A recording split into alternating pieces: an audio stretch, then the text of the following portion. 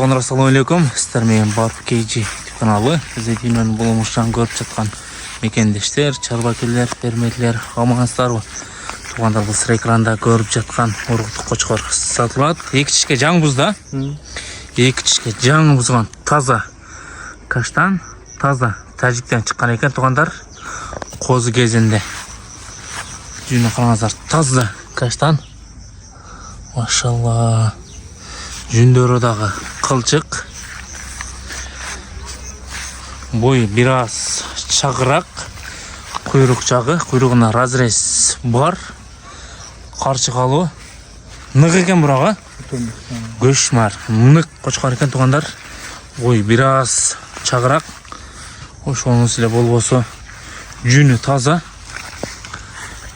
Төш жагы.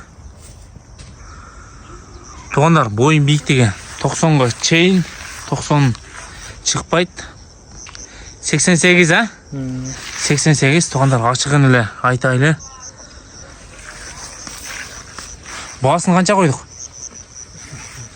Баасы 70, а? Кеми барбы? Бар. Тугандар, 70 кеми бар. Жоон жолпу. Моюн жагын караңыздар, тугандар. Нечке эмес.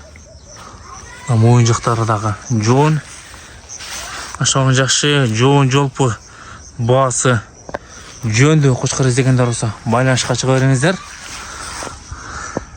Неке жогон тугандар. Жүнү аябай таза экен. Таза тажиктен келген кочкор. Доставка бар, а? Доставка бар тугандар, мына карчыга жактары бели тегиз, моюн жактары дагы жакшы. Таза тажик каштан кочкор издегендер болсо байланышка чыга бериңиздер. Дареги Жалал Абад облусу Сузак району Барпы айылына турат.